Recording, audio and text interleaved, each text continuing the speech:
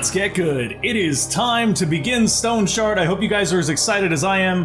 We're going to jump right into the prologue. The reason we're going to do the prologue is just to give you guys an idea about the setting and the story. Where am I? Anyways, okay. So we're going to dive right in here. I want to try to finish the entire prologue this episode so that we can begin our actual playthrough as Derwin the Ranger, currently based on Patreon feedback, or patron feedback. Anyways, we're going to try to get through the prologue here today so that we can get straight to that. Just in time for the ritual. That dude's teeth are gross. So very soon. Okay, so we're in a jail cell waiting for a ritual. One of your friends. Perhaps I should check on him again. All that fresh blood. That must have drained by now. God, that creepy voice is just 100, guys. I don't know about you, but I love everything about the aesthetic of this. Doesn't look like we won that fight. I'd assume if you're in jail, you didn't win. Here before this bastard returns. Looks like my shackles are rusted to the core. Okay. So this is also a little bit of a tutorial, so it's going to walk us through how to do stuff. So first they want us to take our shackles off, which will allow us to move around freely. Your bad feeling was spot on this time. Doll. They didn't search him. Bad move. No offense, buddy, but you won't need all these things anymore. Alright, so we're gonna rob our friend's dead body here real quick. Take this nice water flask here, or water skin, a little bit of food, and a lockpick. The lockpick gonna get us out of this cell. As far as the food goes, we can actually... Oh, see, here we go, needs. You are suffering from hunger and thirst. The stronger they are, the worse your overall condition is. You can see that up here. To sate them, however, hover your mouse over food and water and summon the context menu, right mouse button, choose eat and drink options accordingly. It's also possible to quickly use items by pressing alt left mouse button. Okay? That's a good shortcut to know. So hunger right now is causing us minus 1% energy restoration and minus 11 energy. And light dehydration is increasing our skill energy cost, reducing our magic power, and increasing our spell energy cost as well. So here's our energy, here's our health. We'll go ahead and sate these two needs real quick. I guess I could just go like that. Yeah, cool. We're still hungry. All right, well, nothing to be done about that. Oh wait, there's more bread. How did I miss that bread? Oh, I dropped it. There we go, okay. That's because I have my alt and my control switched on my keyboard. Picking locks. Occasionally you'll encounter a door. To open them, you can use special items, lockpicks, crowbars, or fitting keys. So we have lockpicks here. Pick the lock with a lockpick. To do so, use the context menu and choose pick lock. Alright. Nice. Pick the lock and we're out. Survivor. Got to arm myself and find the rest. Okay. So we're gonna come down here, pick up this iron bar. That's gonna be our first weapon. A big iron rod. Gonna open that up. I'm gonna just pick all of these locks here. Thankfully, the lockpick doesn't seem to break on its initial use, although that may be because this is a tutorial. Yeah, it has 3 uses, but since we're in a tutorial, it looks like it's allowing us to use it more. Oh, white radish was inside of that crate. That's some food for us for later. Go ahead and pick this lock. Is there anything to loot in here? More chains. We could take some more chains, but I don't see those being very beneficial to us at this time. There wasn't anything in that room. You'll notice that we move 1 square at a time. That's actually really important. The enemies move at that same speed, so this will give us a little bit extra energy and a little bit extra magic power, so that's something. Right now, though, we don't really have any spells, so it's not a whole lot. I'm going to close our inventory here so that we can see a little bit more of the map. Blood trails are fresh. Looks like everyone was taken somewhere. Taken away somewhere, Varen. You blew your lines, man. You blew your lines. One to be left in the dungeon. That's strange. That is strange. What did they put in you, Varen? What did they put in you? Why are you the only one left? Okay, so let's keep looting everything we can here. Nothing in this corpse. How's about in this? Nope. Nope, wait. No, there's nothing there. Oh, there's a garlic there. Nice, we'll take the garlic. Blood coming out of this cell. This is an undefined ring, which means that we need to identify it before we wear it, because otherwise it could be cursed. Not going to take the chance of putting it on until we have the ability to wear it. There's some more rusted shackles there we can pick up. There's... Oh. You are dead. No, you are dead. We're going to show you. Stoneshard is a turn-based game where almost every action takes a turn. Enemies only act when your turn ends, so you can take your time and think your actions through. If necessary, you can skip your turns by pressing space or numpad 5. Kill the guard. To do so, approach him and press left mouse button to trade blows. You can also inspect enemies to learn more about them. Open the enemy's context menu by pressing right mouse button and choose the inspect option. So if we inspect this guy, we can see that he is roughly equal to us. He is a vampire of the Crimson Covenant. Proselyte guard. He has 100% health, 100% energy. He is very resistant to unholy, a little bit resistant to arcane, and weak to sacred stuff. This neophyte was tasked with guarding you. He hasn't been doing a very good job so far. This is true. That's a very astute observation. So one of the things I want you guys to notice here is if we move 1, he moves 1, right? So we could run in circles here, and he'll never catch us, but we can't actually get away from him. So here, what I did was I moved back and forth without, like, going diagonal so that he would close in. That puts us in range to strike first. Even though we missed. Okay, he's dead. We're just gonna keep hitting him until he dies. There is a shiv there that we can pick up. How does the shiv compare to our other weapon? It looks like it's actually a little bit better. It's actually got more damage than the iron bar, which I guess that makes sense. But the other thing we could do is just this. We could just dual wield them, which isn't a terrible idea at this point. I don't know if there's a penalty for dual wielding. I don't think that there is, but I could be... Oh! Offhand damage, weapon damage, main hand efficiency. Hand efficiency influences overall offensive parameters of weapons equipped in the respective hand. The efficiency is reduced when dual wielding. Okay, so that does actually reduce the efficiency of our weapons, so I feel like without having stats for it, we probably don't want to do that. It's locked, so we're going to have to pick it. We could also attack it. Okay. Attack the door.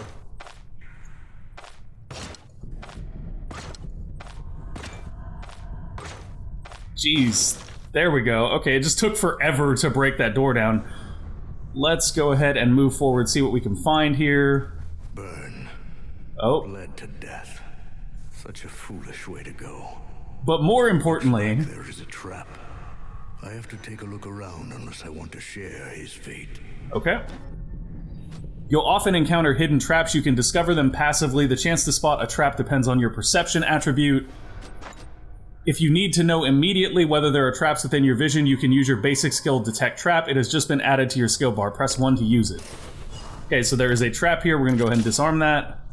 We have successfully disarmed the trap. I'm going to use that again just to make sure there's no other traps around. Seems clear. And we get a peasant sash from our dear dead friend Burn. Weekend at Bernie's it is. We're going to go ahead and leave him there. I forgot about my leg. Hurts more and more. He's got such a slow cadence when he talks. Find something to treat the wound before it festers. Okay, so this is going to show us the injury system here. What we need is we need a splint, and we also need some medicine to, like, treat the wound. Let's go ahead and get in here. There's probably a bunch of stuff in here. Yep. We'll surely find something in them. Indeed we will. Indeed we will. So we're going to look around for any of these that we can loot. It looks like we're going to find some here. There we go. So this is kind of interesting. We can take all of these, I believe, with space.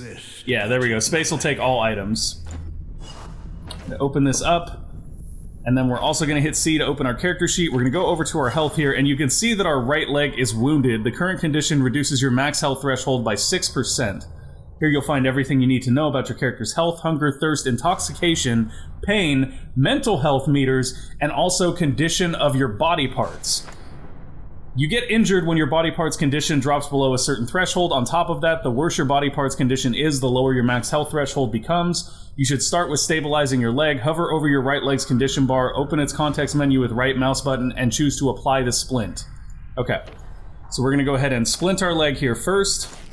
Now that it's splinted, stabilized injuries retain their negative effect but no longer accumulate pain. When your body part condition is restored to a certain threshold, it will heal completely. To accelerate this process, use a healing salve. So now we can go ahead and use a healing salve because we have already splinted the leg. The lower your health, the lower your pain threshold. Pain makes healing less effective and can even kill you if it reaches high enough numbers. You can get rid of it with a variety of painkillers, an ether inhaler for instance. Use it to reduce your pain. So we did get an ether inhaler here. We are going to use a little bit of ether, and that's going to reduce our pain here, but increase our intoxication, as you can see, which reduces our healing efficiency, our health restoration, and our immunity. Most painkillers are toxic and will increase your intoxication. Intoxication is detrimental to your character's condition and is incredibly dangerous if it reaches high enough numbers. Inject an antidote to get rid of it. Okay, so we should have... There we go. Antidote. Bam. That does cause clumsy for 30 movements. You feel better, but your health is still low. The best way to restore health is to use the rest mode, which is only available out of battle. Resting also accelerates your hunger and thirst gain, so it should be used sparingly. Enter the rest mode by pressing R to replenish your missing health. Okay, so we're resting here. Our health is going to restore over time, but our hunger and thirst is going to increase as well. That's better. Okay. At least I'll live. Time to move. Really, Varen? You think you could speak a little slower? We couldn't make that out. Moving out. Great job. Now search the other crates. You can move the camera around with middle mouse button to better examine large spaces. Arm yourself and keep going. You can highlight the loot around you by holding Alt. There we go. So we can see that there is a doublet here that we're going to pick up. Also some traveling shoes, and there's a weapon rack here. What do we have? Oh, hello. So now we've found basically a cache of weapons. We're going to go ahead and equip this stuff first. Probably dump this off. We don't really need to hold on to any items here because after the prologue, we're going to lose all this stuff anyway.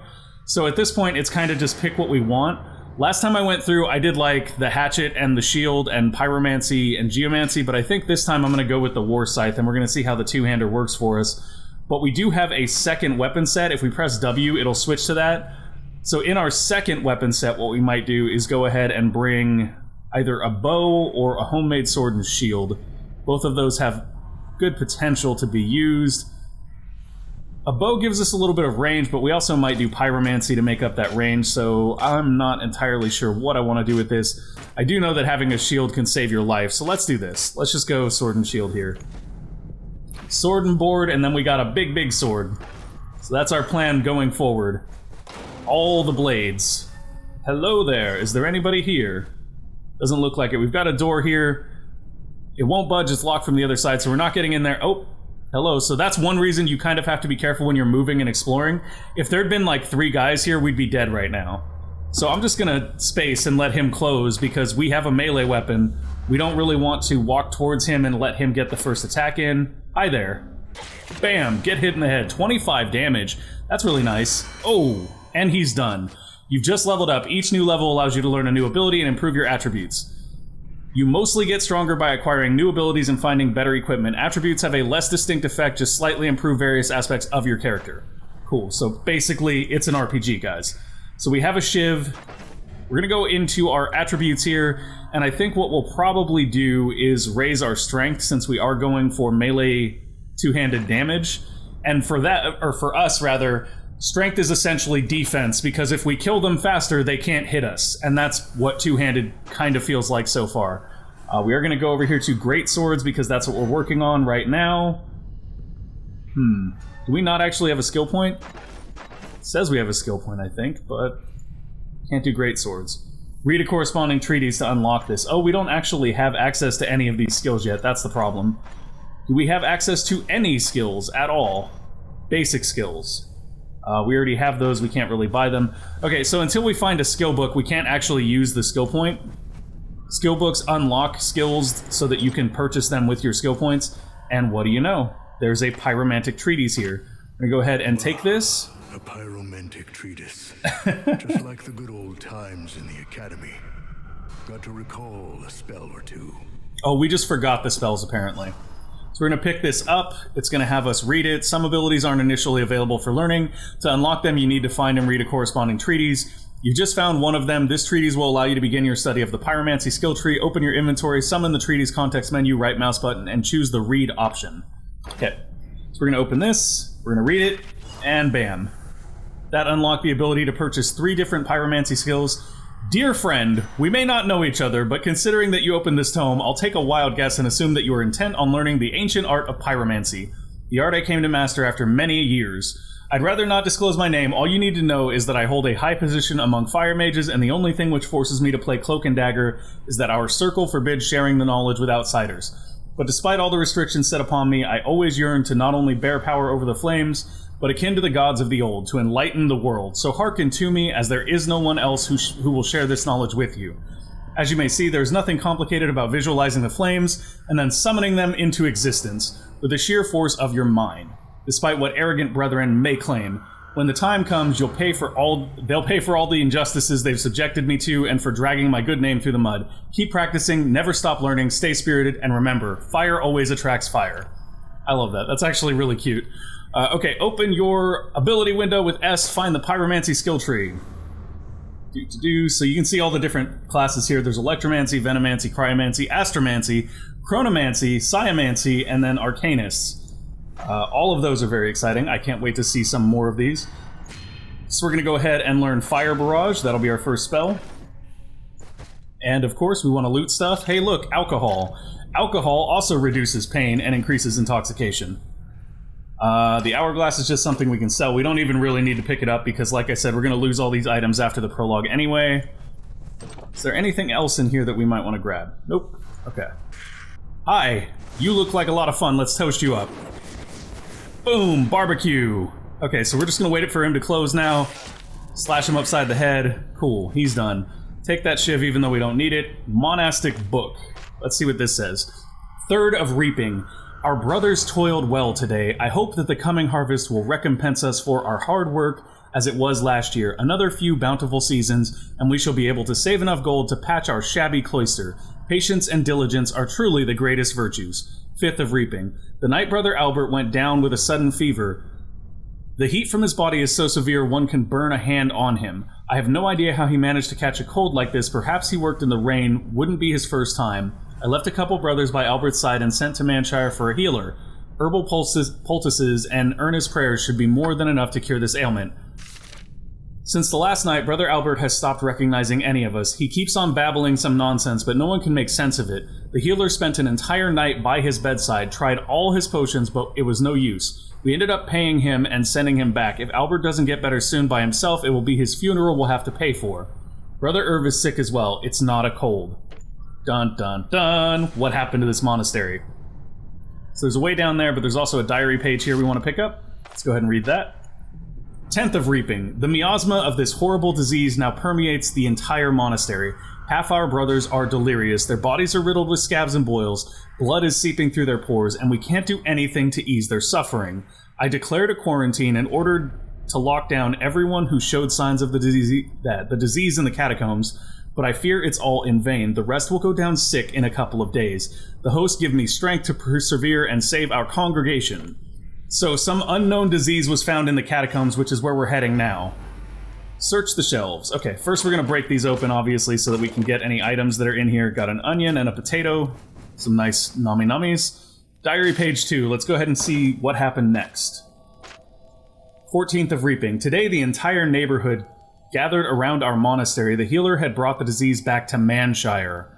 Blood was leaking from their eyes. They were hopelessly sick. I prohibited anyone to go outside. Then they tried to break in. A few brothers lost their lives, but we managed to push them back from the gate. When the crazed crowd tried to burn us alive along with the building, I had to break the quarantine and bring even the healthy brothers into the catacombs. Truly out of the frying pan and into the fire. Uh-oh. So they spread the disease to a local group of commoners who basically mobbed up on them. There's a third diary page here. Let's go ahead and pick that one up and read it. Oh, this one's got blood on it. Blood gets into my eyes and drips down on the parchment. We are doomed in these sinister depths. Even time itself flows differently. I've lost the count of days. When was the last time I left my cell? A couple of hours ago? A day? A week? I may be the only one who is still alive. Every night I'm haunted by visions. As the candlelight fades, shadowy figures step out from the darkness. Their wheedling whispers drive me crazy. The host is silent. The host is deaf to our prayers. The host betrayed us. Where do I seek strength to fight back the temptation, to break the oath? A cure, a cure. All I ask for is to be cured. Uh-oh. This did not end well. So we've got bookcases here that are filled with all sorts of books. We're just going to read them and not take them. And I'm not actually going to go through each one of these. We can kind of read these later as we discover them in our main playthrough. The main reason I'm not doing that is because there's like 12 books in here, and I do want to try to finish the prologue in this episode. Got an identification scroll here. We're going to use that on that ring that we found. And that will tell us that this is the impact-resistant gold ring. Gives us a little more crushing resistance. Occasionally you may find unidentified items with unknown properties, and you can do what I just did. Some unidentified items are cursed, so you do want to be careful.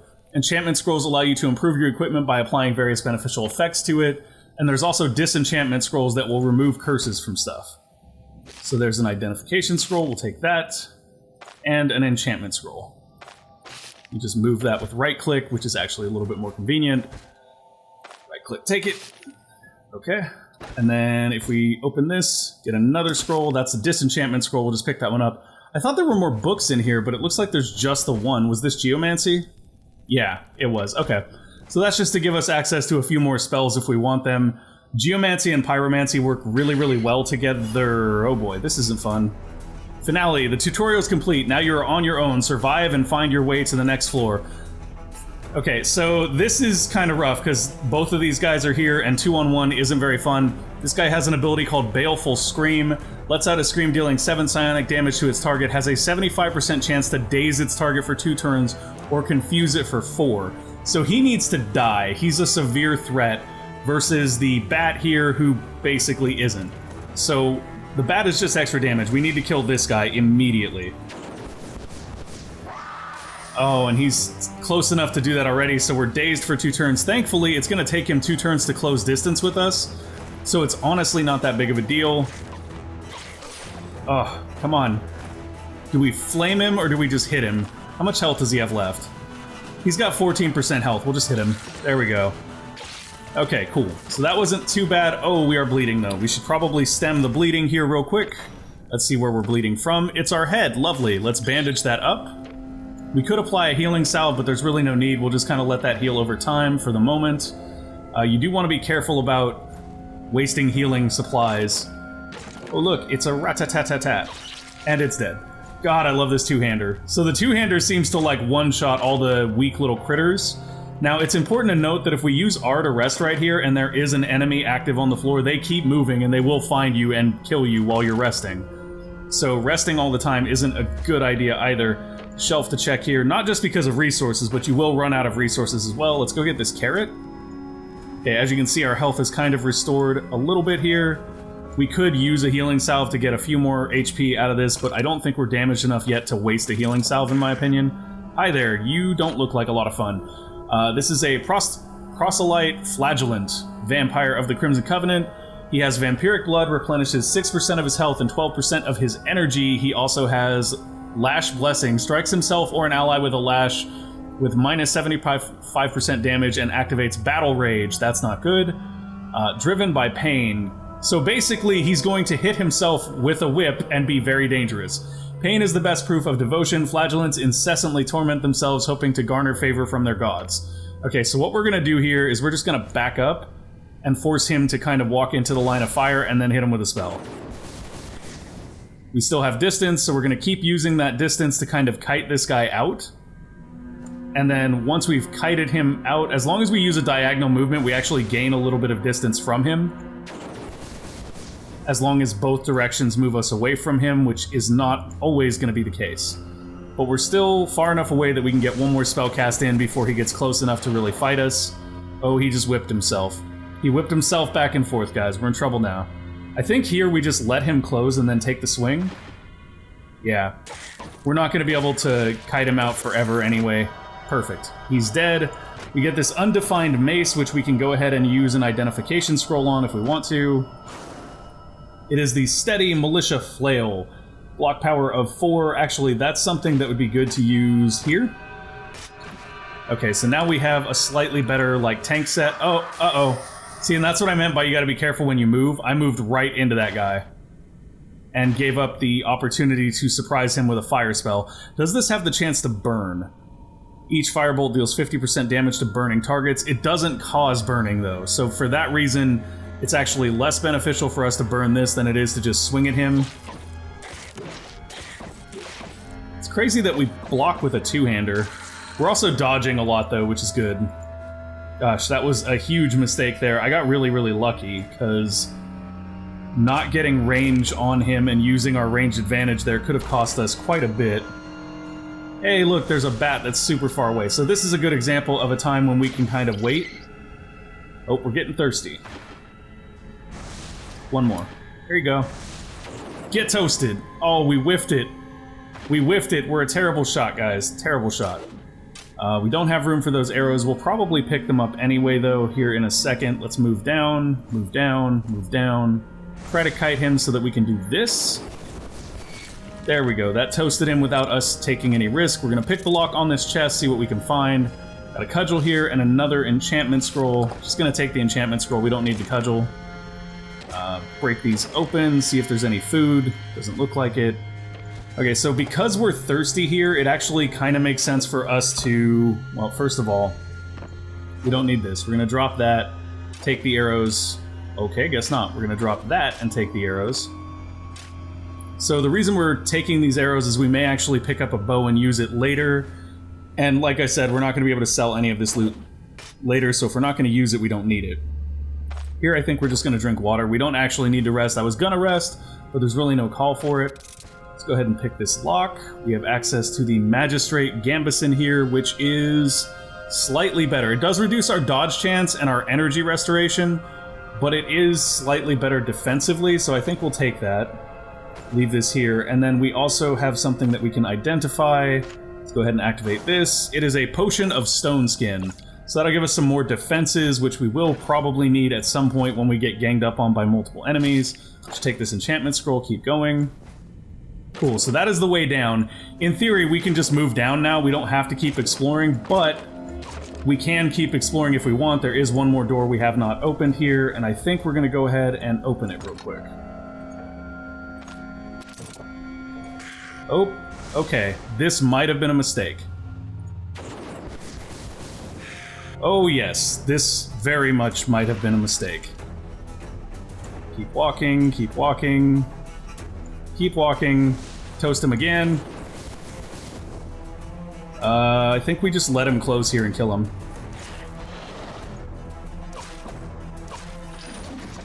Oh, that guy just whipped us with a chain. But we do have heroism going right now, which does counter chance, weapon damage, magic damage, damage taken. Nice. Get him! Ah, we're gonna toast him up with some fire. Alright, so we actually were pretty successful there. We don't want to move into the fire here. We will take damage if we do so. Oh, there's a crude falchion here. We'll take that. Or we won't, because we don't have the inventory space. It's okay, we're gonna wait for this guy to get a little closer, toast him up. Hopefully there's some rewards in that next room. In the meantime, though, we are gonna discard some things we don't need. Mainly so that we can potentially pick up that crude falchion. We don't need any of the diaries and things we've already read. Is there another rat here? There is. Okay, you, come on forward. And he's gone. Toss this out, and where's this crude falchion at? Okay, so that is just a one-handed sword. Darn, I was hoping that would be a nice big two-hander for us. Oh, and there's a... wow. This area is chock full of enemies, it would seem. Oh, he just bled out. Nice. Okay, that guy's dead. He just walked into the flames, so he's gonna take a little more damage. Yeah, he actually caught fire here, which means that if we can cast our spell, it'll do more damage. Nice. An additional 50% damage to targets that are burning. Alright. Dead. Beautiful. There were so many enemies in here. Maybe we should have just gone forward, right? Maybe coming back in here to get everything was a mistake. Oh, but we do get a nice repair kit here, as well as some more lockpicks. Don't know that we'll actually need those, because the lockpicks don't seem to consume while they're in here, or while we're in the tutorial. You crack this shelf. The other reason why doing this actually does make sense is because it actually makes finishing the prologue easier if you have a bunch of XP, and kind of level up a little bit. Let's pick that open. Hey, we get an arming cap. That'll give us a little bit of resistances and some minor defense, I believe, as well. Okay, crack this door. Okay, that is disgusting. Wow, we just critted that guy. Proselyte immolated becomes alarmed. Okay. We'll just wait here for him to come a step closer. Toasty! What is this doing to us right now? It's just lowering energy restoration. That's actually not that big of a deal. I'm gonna kind of kite him out a little bit here. Come on. Get toasted. Nugziyekin Karuk. Okay, you speak gibberish. We're just gonna stab you. There we go. He gibbered, we killed him, it's all good. Let's go ahead and loot some more stuff. Oh, hey, it's an unidentified shield. Do we have an identification scroll left? We do not. So I'm actually going to take this. I'm not going to equip it, though. I'm just going to grab it until we can identify it, because I want to make sure it's not cursed. Wow. So we hit the jackpot here with some loot, though, it looks like. What do we have here? Nothing. Nothing. Maybe not. More lockpicks we don't really need. Another repair kit that we don't really need. I mean, do we? Can we repair this? Meh.